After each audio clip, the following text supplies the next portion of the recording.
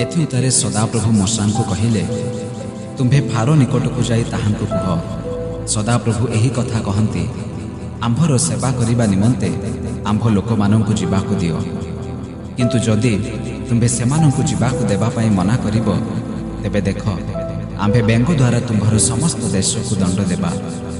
नील नदी बेंगरे परिपूर्ण हेब, तहिरे से समस्त बेंग उठी तुम्भ गृहरे, शयनागारे, शज्यारे, तुम्भ दास मानंकु गृहरे, तुम्भ लोक मानंकु उपरे, तुम्भ चुलीरे और तुम्भ अटा दलिबा पात्ररे प्रवेश करिवे।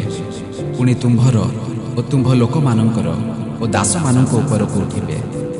एथि उत्तरे सदाप्रभु मूसा को कहिले, हारून को कुह, तुम्भे नदी, नाल और पुष्करिणी उपरे आपनार सजस्ती हस्त विस्तार करी मिस्र देश उपरे बेंग अणाओ।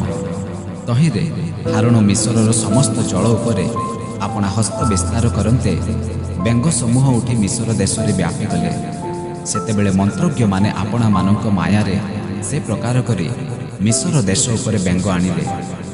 तहु फारो मूसा और हारून को डकाई कहिले, आंभ ठारू और आंभ लोकंक ठारू एही सब बेंग दूर करिबा पाई सदाप्रभुंक निकटरे प्रार्थना कर।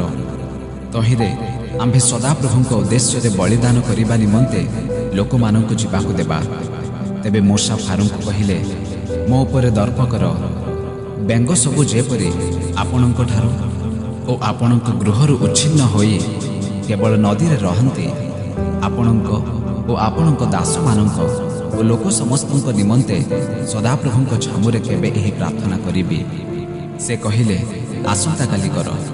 सेतेबेले मूसा कहिले, आंभ मानक सदाप्रभु परमेश्वरंक तुल्य एही नाहांती, एहा जेपरि आपण ज्ञात हुअन्ति, एथिपाई आपणक वाक्यानुसारे हेउ।